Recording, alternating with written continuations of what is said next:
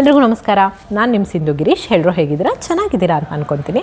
ಇವತ್ತಿನ ಕಾನ್ಸೆಪ್ಟ್ ಏನಂದರೆ, ಹುಟ್ಟಿದ ಮಗು ಅಥವಾ 4 ತಿಂಗಳ ಮಗು ಯೂರಿನ್ ಪಾಸ್ ಮಾಡ್ತಾ ಇಲ್ಲ, ಬರೀ ಮೋಷನ್ ಪಾಸ್ ಮಾಡ್ತಾ ಇದೆ. ಇದರಿಂದ ಏನಾದರೂ ಸಮಸ್ಯೆನಾ ಮೇಡಮ್ ಅಂತ ಹೇಳಿ ಕಮೆಂಟ್ ಬಾಕ್ಸಲ್ಲಿ ಬಂದಂತಹ ಒಂದು ಪ್ರಶ್ನೆಗೆ ಇವಾಗ ನಾನು ಉತ್ತರನ ಕೊಡ್ತಾ ಇದ್ದೀನಿ.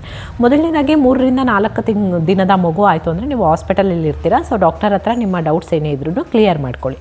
ಎರಡನೇದಾಗಿ, ಹುಟ್ಟಿದ 24 ಗಂಟೆ ಒಳಗಡೆ ಒಂದು ಸಲನಾದರೂ ಮಗು ಯೂರಿನ್ ಪಾಸ್ ಮಾಡಬೇಕು ಅನ್ನೋದು ರೂಲ್ಸು. ಸೊ ಅದನ್ನು ಫಾಲೋ ಮಾಡಲೇಬೇಕಾಗುತ್ತೆ. ಸೊ ಆ ಟೈಮಲ್ಲಿ ನೀವು ಮಗುಗೆ ಯೂರಿನ್ ಬರಲಿಲ್ಲ ಅಂತ ಅಂದರೆ ನಿಮ್ಮ ಡಾಕ್ಟರ್ನ ನೀವು ಕನ್ಸಲ್ಟ್ ಮಾಡಲೇಬೇಕಾಗುತ್ತೆ, ಅಥವಾ ಡಾಕ್ಟರ್ಗೆ ಇನ್ಫಾರ್ಮ್ ಮಾಡಬೇಕಾಗುತ್ತೆ. ಅಲ್ಲಿರೋ ನರ್ಸ್ಗಳು ಅದನ್ನು ಮಾನಿಟರ್ ಮಾಡ್ತಾ ಇರ್ತಾರೆ. ಮಗು 24 ಗಂಟೆ ಒಳಗಡೆ ಒಂದು ಸಲನಾದ್ರೂ ಯೂರಿನ್ ಪಾಸ್ ಮಾಡಿಲ್ವಾ ಅಂತ ಹೇಳಿ.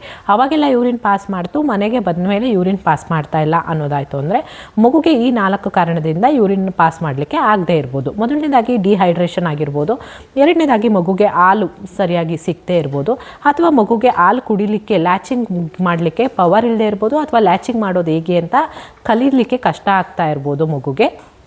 ಇನ್ನೊಂದು ಬಂದು ಮಗುಗೆ ಜ್ವರ ಬಂದಿರ್ಬೋದು. ಈ ಇಷ್ಟು ಕಾರಣಗಳಿಂದ ಮಗು ಈ ಪ್ರಾಬ್ಲಮಲ್ಲಿ ಬಳಲ್ತಾ ಇರ್ಬೋದು.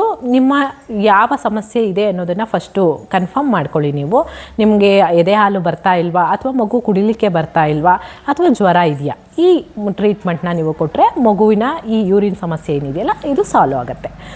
ಇದರ ಬಗ್ಗೆ ಕಂಪ್ಲೀಟ್ ಇನ್ಫಾರ್ಮೇಷನ್ ಅಥವಾ ಯೂರಿನ್ ಬಗ್ಗೆ ನಿಮಗೆ ಇರ್ಬೋದು, ಅಥವಾ ತಾಯಿಯ ಎದೆ ಹಾಲು ಸಾಕಾಗ್ತಿದೆಯಾ ಸಾಕಾಗ್ತಿಲ್ವಾ ಅನ್ನೋದ್ರ ಬಗ್ಗೆ ಇರ್ಬೋದು. ಇದರ ಎಲ್ಲ ವೀಡಿಯೋಸು ನನ್ನ ಯೂಟ್ಯೂಬ್ ಚಾನಲಲ್ಲಿ ನಿಮಗೆ ಸಿಗುತ್ತೆ. ಒಮ್ಮೆ ಚೆಕ್ ಮಾಡಿ. ಇವತ್ತಿನ ವೀಡಿಯೋ ಇಷ್ಟೇ, ಮತ್ತೆ ಸಿಗ್ತೀನಿ. ಅಲ್ಲಿವರೆಗೂ ನಮಸ್ಕಾರ.